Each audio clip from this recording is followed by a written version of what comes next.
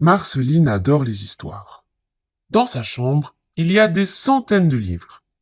Et ceux qu'elle aime le plus, ce sont les livres de contes. Ce soir, comme chaque soir, elle s'installe confortablement, ouvre un bon livre et commence à lire à haute voix.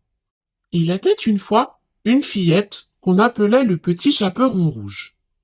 Un jour, sa maman lui demanda d'aller porter à sa grand-mère malade des galettes et un petit pot de beurre. Tout à coup, une voix s'élève. Oh, hé, ça commence à bien faire. Marceline regarde tout autour d'elle. Il y a quelqu'un? Demande-t-elle. Oui, je suis là, répond la voix. Marceline se penche vers son livre et n'en croit pas ses yeux. Le petit chaperon rouge la regarde, les mains sur les hanches et les sourcils froncés. C'est bien moi, poursuit-elle. Et j'en ai marre, chaque fois que tu lis cette histoire, de terminer dans le ventre du méchant loup noir. Marceline se gratte la tête. Elle a peut-être une idée. Elle fouille dans sa trousse et en sort un crayon ainsi qu'une myriade de feutres. Un petit trait par-ci, une rature par-là, et voilà l'histoire du petit chaperon rouge complètement différente. Plus de méchants loups et de mères grands malades. À la place, dans cette nouvelle histoire, la fillette au capuchon passe l'après-midi au parc d'attractions. Merci, dit le petit chaperon rouge. C'est bien mieux ainsi. Le lendemain soir, Marceline s'installe avec la ferme intention de lire le petit Pousset. Mais voilà que ça recommence. Ah non, dit le petit garçon. J'en ai marre d'être abandonné dans la forêt et d'aller chez l'ogre mangeur d'enfants. Moi, ce que je veux, c'est faire de la bicyclette. Marceline n'a d'autre choix que de ressortir ses feutres et de corriger de nouveau l'histoire de son livre. Elle redessine une belle histoire où le petit Pousset et ses frères font une grande balade à vélo dans la forêt.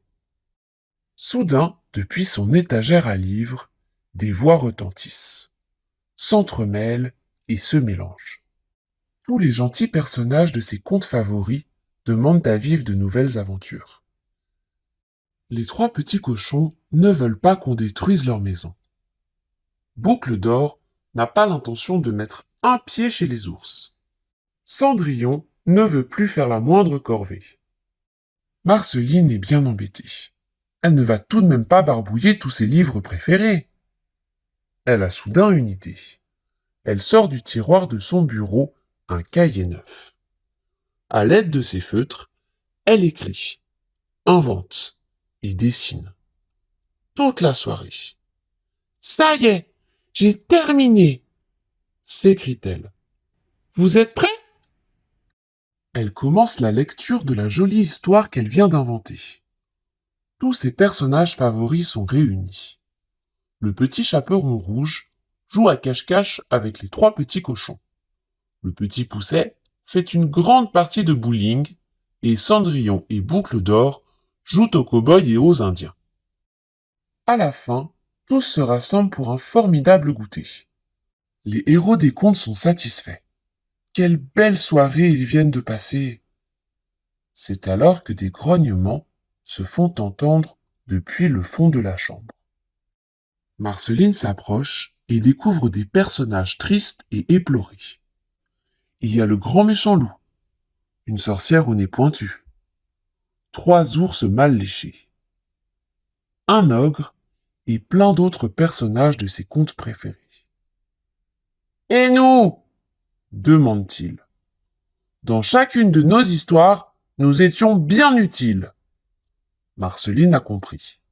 Il est hors de question de laisser des personnages s'ennuyer. Depuis ce jour, Marceline a continué à dessiner et écrire des histoires. D'ailleurs, elle en a fait son métier. Ce qu'elle préfère, ce sont les histoires de loups, de sorcières et de monstres.